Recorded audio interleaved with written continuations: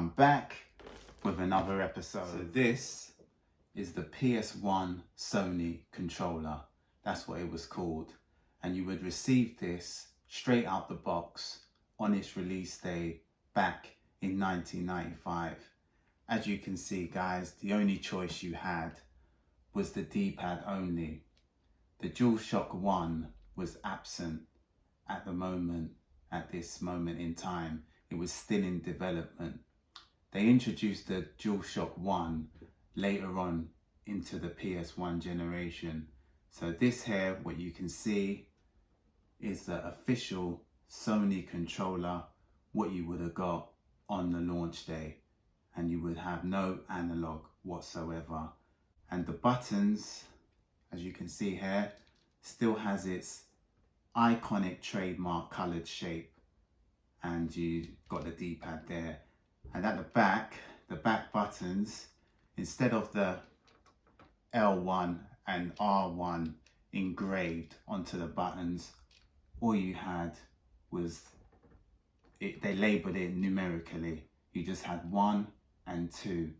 So you didn't, at this time, there was no R1 and R2 and L1 and L2 engraved on the back buttons.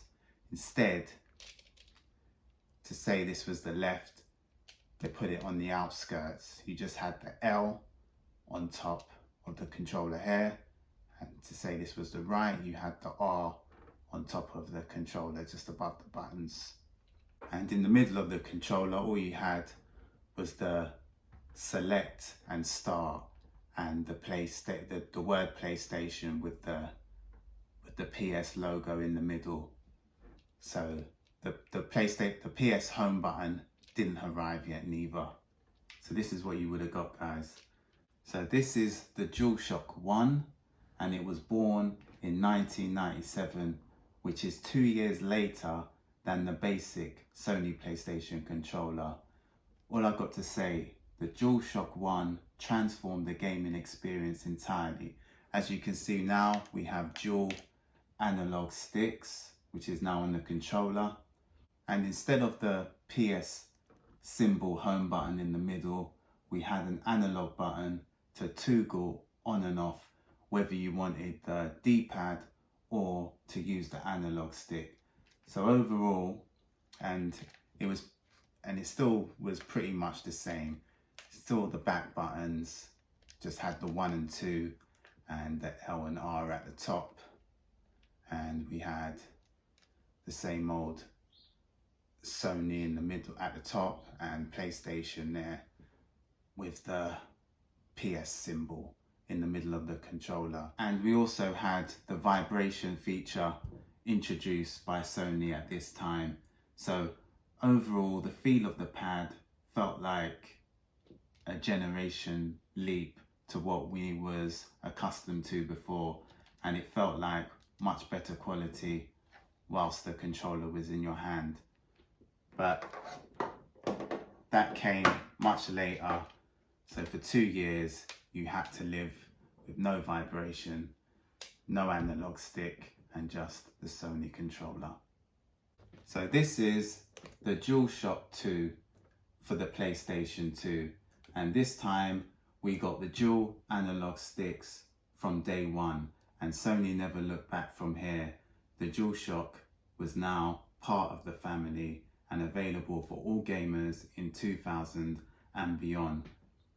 No difference in design really, just instead of the grey DualShock, we now have a black finish, and we still do not have the R1 and R2 engraved on the back buttons, or the shoulder buttons, however you want to call it. And yeah, we still got the analog button. There's no PlayStation home button as of yet. So you still just have the analog button to give gamers a choice whether they want the D-pad or to use the analog stick. But nothing has really changed.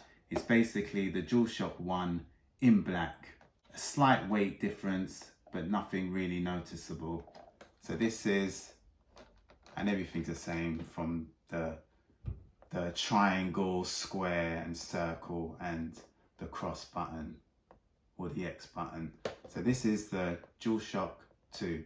Now this could confuse a few people, but yeah, first PS3 launch controller was called 6-axis.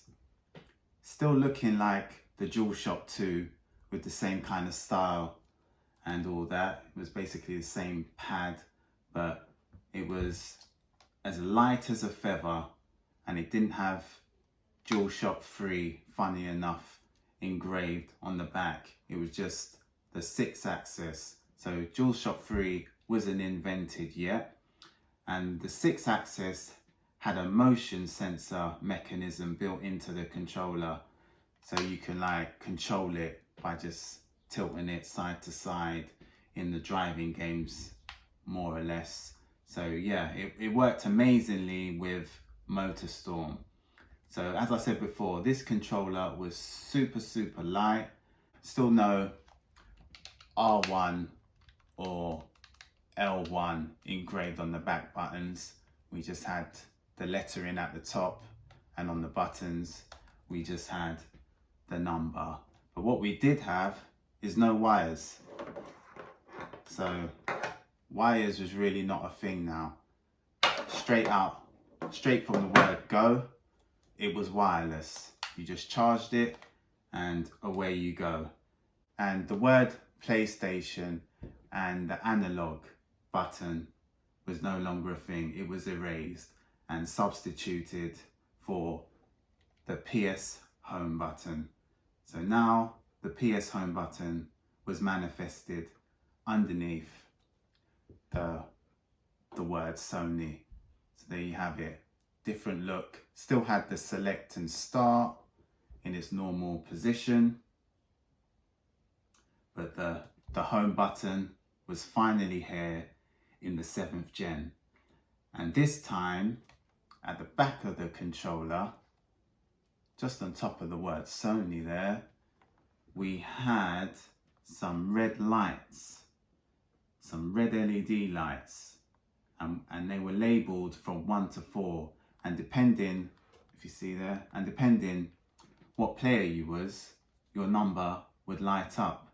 So yeah, the 6-axis had many improvements along with many disadvantages. You would have got your hands on this fresh out of the PS3 box on launch day, and the launch of this controller was in 2006 in Japan and 2007 in Europe and the rest of the world. Reason why they called it 6-axis is because Sony was at loggerheads with a company called Immersion, fighting for the rights to gain the haptic technology from the past generations, which had the vibration feature integrated into the controllers. So yes guys, this 6-axis, as you see, did not have no vibration when it launched with the PS3. Once Sony won the lawsuit, they called the controller DualShock 3 6-axis. So still retaining all the functionalities of what the 6-axis can do. All they did was just add DualShock 3 to the controller. So as you see there, you just got 6-axis, but when they won the lawsuit, they now called it the DualShock 6-axis, as you can see with this one. Pretty much everything is the same, nothing has really changed compared to the 6-axis, just feels a bit heavier, and now we have the vibration feature once again. So the return of the rumble was upon us. So yeah, for 2 years you were stuck with just the 6-axis, which had everything a DualShock would normally have, just felt light, and there was no vibration integrated into the controller itself. Next was the PS4 DualShock 4, and this controller here was a game changer because of the touchpad. The touchpad was born, future of gaming officially approached the gaming market as the digital age was on the verge of booming in 2013. And 2013 is when the PS4 was launched, and you would have got this bad boy with it. And it's the DualShock 4. So major enhancements was done to the DualShock 4, and they were, let me just show you on this diagram. You had the light bar, you had the touchpad feature, the share button and option button was now a thing. So they scrapped the select and start button. There was a new PS home button, and we had a built-in microphone. Still had the headphone jack, and still had the legendary shape colored buttons still. They haven't changed. And also what they did do, instead of on the DualShock 3 you have 1, 2 engraved on the back buttons, the shoulder buttons, they now have dropped that, and you will have R1, R2, L1, L2 engraved on the buttons. So no longer would you see L on top of the D-pad or R on top of the buttons. It's all R1, L2 engraved. So yeah, the PS4, that's when it all changed. You had L1, R1 engraved onto the buttons directly. So the design remained the same, just made it lighter, and the main thing is about the PS4 DualShock 4 is that it felt like we was definitely heading into next gen with all of the changes implemented by Sony. Now they did do a revision which saw the slightest of changes cosmetically, and what they did, they put an LED light on the touchpad. So the original launch controller didn't have a light at the top of the touchpad. So other than that, it's basically the same as version 1.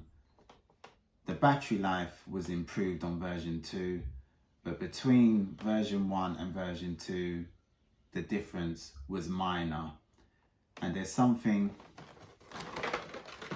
yeah, can we see it here? And there's something you don't see very often these days. Back in the day, they used to include the charging cable. But back then you had the cable, and you even had the instructions and all that good stuff. So there, this was the PS4 DualShock 4, and this is what you would have got on launch day, straight out of the box. So now we're into the PS5, and this is the current generation of the PlayStation Nation. Sony just hit the reset button, ended the DualShock's life, so it can make way for the new breed, which is the DualSense 1. And it launched 2020 alongside the PS5 console. This time, everything changes. The look of the controller is redesigned completely. As you can see, we've got a larger touchpad with LED lights that glows all around the borders. The PS Home button no longer looks like a button, more giving an effect of a 3D image, and that is perfectly placed just in the middle of the DualSense there. Now below the PS symbol below the PS symbol home button, the mute button has now spawned right here, which is nice to have. The share and option button, which was formerly known as the start and select, now just appear as icons at the top. Well, yeah, next to the touchpad at the top of the controller. So we don't have option or share button, we just now have the icons. The D-pad and the buttons have been made transparent. We have a built-in mic again, just like the PS4. The headphone jack still remains. But what separates this controller from the rest is the haptic trigger feedback technology, the Mark Sony Special. This will enhance your immersive experience when playing games. Some games, not all games will support it, but the ones that do, you really feel the difference. Especially when you're playing the first person shooters and the driving games. It makes it feel all that more realistic. So that's it. And at the back buttons, just like the PS4, we now have R1, R2, L1 and L2 engraved. So they've dropped the L and the R at the top of the DualSense once again, just like the DualShock 4. Overall, scrapping the DualShock was a wise move by Sony, and it was a good thing. So far, in the second year of the PS5 being released, no revision of the DualSense has been created. The only thing they've done is made some color variants be available. So far, there's been no revision of the DualSense. I've managed to get the Cosmic Red, Black, and the exclusive Purple edition. But yeah, that's all it is, guys. If you want to jazz it up a little bit and change the color of the DualSense, you can. But this is what you would have got on launch day, right from the word go. Okay, guys, that was just a quick look at every PlayStation controller you would have got on launch day when you bought a PlayStation 1, 2, 3, 4 and 5. If you like the video, give me a thumbs up. Even better, subscribe. Till next time, see ya.